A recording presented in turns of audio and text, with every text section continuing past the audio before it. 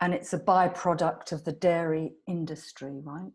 Certainly the calves, yeah, the calves are a byproduct. These are male bull calves in the main. These are dairy bull calves that, yeah, they're no good to the dairy industry because they're not producing milk. So they go off to these veal systems, and the customers are often far away using systems that, are below the standards that would be legally permissible in Britain very often. So that's not a good situation either.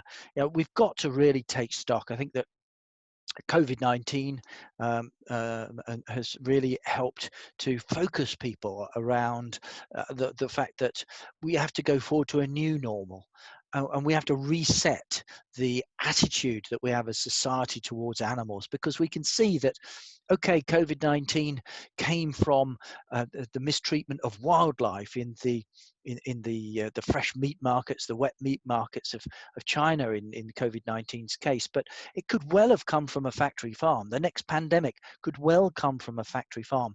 Think of swine flu or highly pathogenic avian influenza. Swine flu came from factory farms in Mexico. And when you look at the numbers, people forget that at the upper end of the estimates, swine flu killed more than 500,000 people worldwide. That was 10 years ago. It's a story that's wrapping chips now. But what we already have seen is news this week that there is already another swine virus, another pig virus in the pig community that has the potential for the next pandemic. So that is why we're saying that the next pandemic could be on our plate. The way to prevent that is to stop factory farming. Take out of society the breeding ground for novel and more deadly strains of virus. Why is it that factory farms particularly are that breeding ground? What's happening within factory farming that makes that so? Well, animals are kept caged, crammed and confined, and essentially the problem is too many animals in too small a space. Like kids in a classroom, one gets a cold, they all get it. So it's the same on factory farms, only worse, because you've got a lot of animals, thousands, tens of thousands, sometimes hundreds of thousands, in small spaces, often in their own filth, often without any daylight, natural daylight.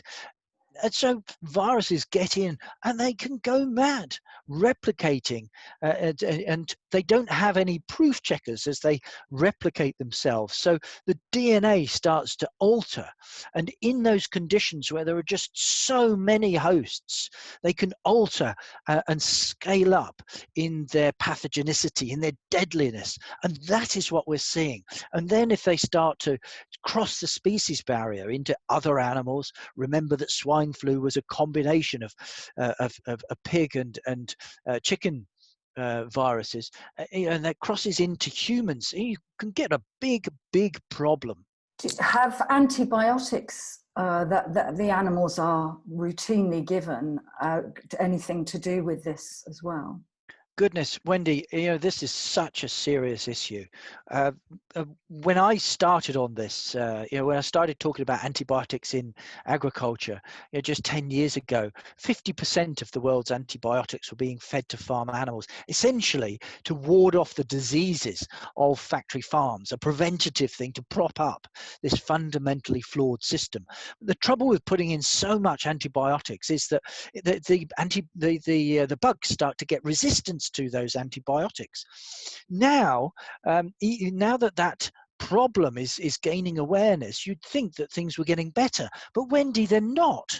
Now more than 70% of the world's antibiotics are fed to farmed animals, largely to prop up factory farms. That is why the World Health Organization is warning that if we continue as we are, we could be facing a post-antibiotic era where currently treatable diseases once again kill.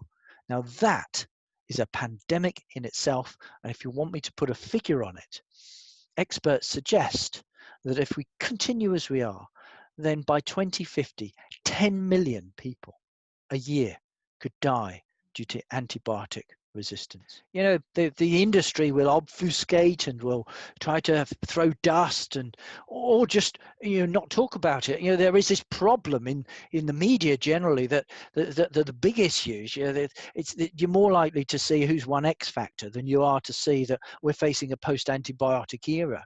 You know, fantastic for those journalists, good on those journalists who break these stories and make them hit the headlines. But it's too few and too seldom. What I would like to see is that we go beyond factory farming and that we see a regenerative way of producing food. And by that, I mean, take animals out of factory farms where they're in cramped confines in cages, allow them back on the land.